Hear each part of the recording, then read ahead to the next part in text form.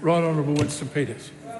Mr Speaker, no wonder that member ran out of thoughts and there's now 2 minutes and 56 seconds to go before she called it quits.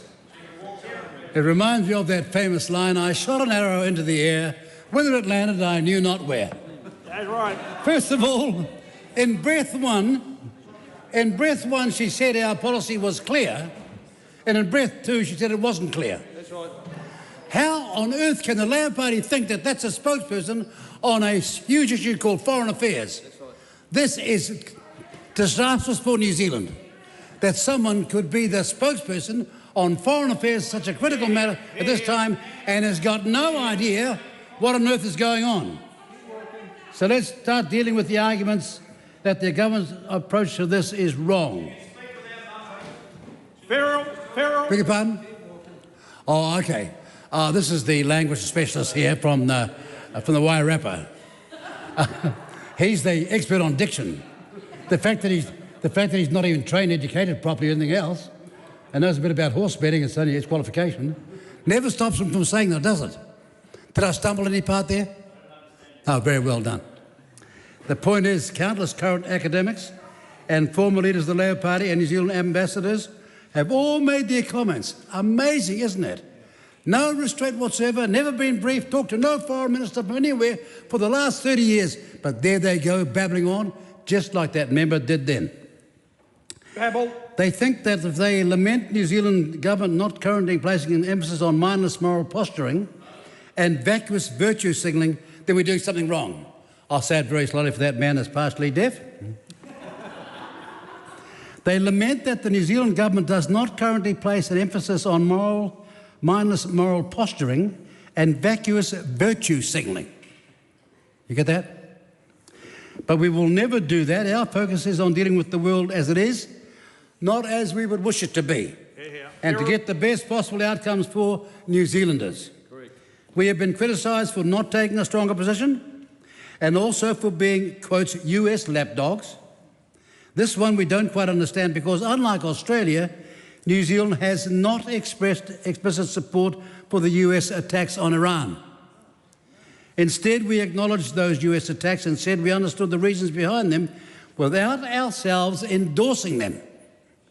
Now, I know that's a subtle position to take, but if you've got any serious training in the law, words matter. Here. We have been criticised for not delivering a swift and definitive legal ruling accepted by the whole world. Isn't it amazing, eh? Breathtaking arrogance over there. They think that all around the world, the 198 countries is watching what they're going to say next. Wait, Farrell. By opining once and for all as to whether we consider this action or other legal action in international law. We don't quite understand how it helps New Zealanders to have their government rush out an international legal conclusion on the conflict. But there we go. We will focus on the economic impacts of the war. The members opposite can focus on their puerile academic arguments. But that is one of the worst performances I've ever seen in foreign affairs in my short time in this House.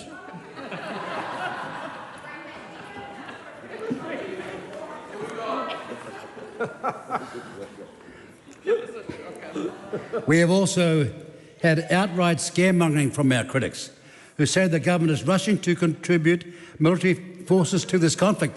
That's what that spokesperson said. Are you listening?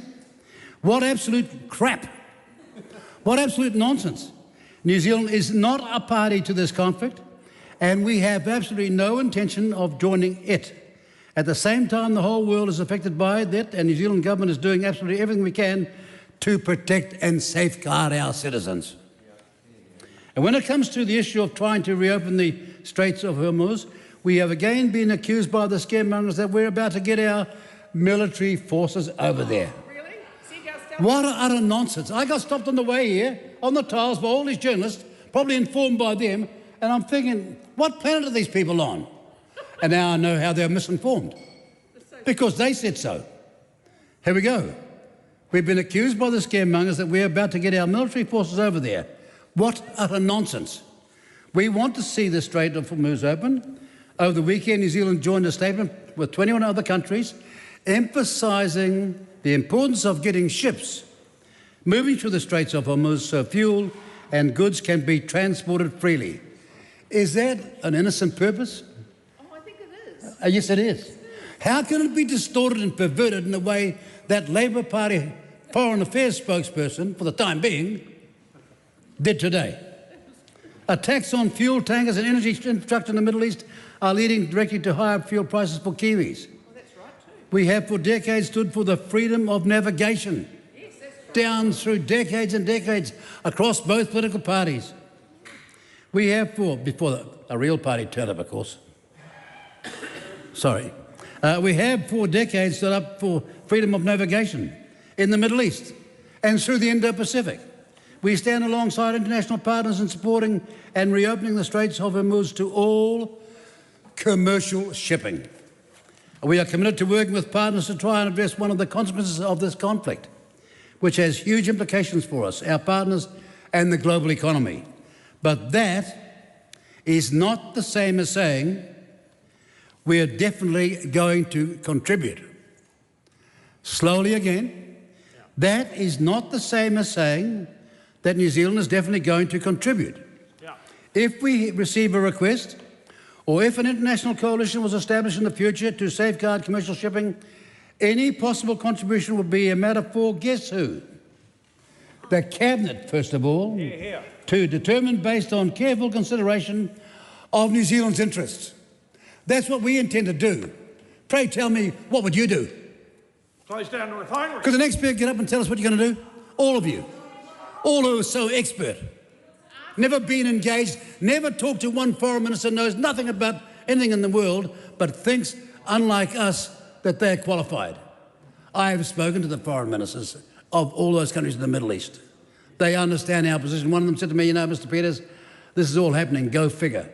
I understand their frustration, but to have people here say that they're on their side is just alarming in the extreme. More generally, we want to see all parties to the conflict acting responsibly, with restraint and moving toward a negotiated solution. And we hold grave concerns about the conflict's humanitarian consequences for the people in the affected countries. For example, attacks against civilian energy and water infrastructure as deeply troubling.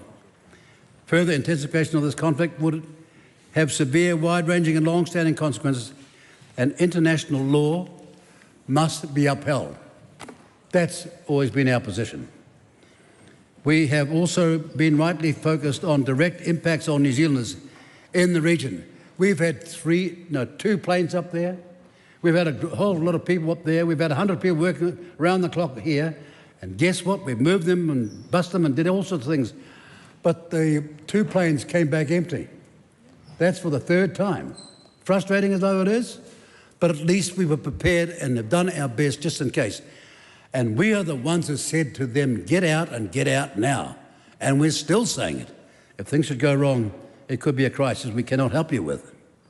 Our post in the Region Crisis Response Centre continue to support New Zealanders in the region seeking assistance. Our response team is in the region to support this effort. It's costing us a lot, but that's the standard of performance that you can expect from the New Zealand Civil Service when they're focused on their right job. Now, a large proportion of New Zealand trade transits through or originates from the Middle East region. Trade negotiations and agreements mean New Zealand's security and economic interests are increasingly linked to the Middle East. But it's too early to assess the scale of the impacts. Mr. Speaker, I'm not going to use up my full time because, frankly, I think I've made out the case. Oh, okay. Yeah. Well, okay, I'm going to fill it out then. No. I was going to mention our Pacific cousins, because we know that when it comes to transport and supply, they'll be at the end of the chain line even worse than us. And we're trying to think of plans now, even as we speak, if that should happen, how we can possibly help. Unlike the other political parties, or governments rather, in the past with no experience, we prepare for a rainy day, or in this case, a disaster like this. Beg your pardon?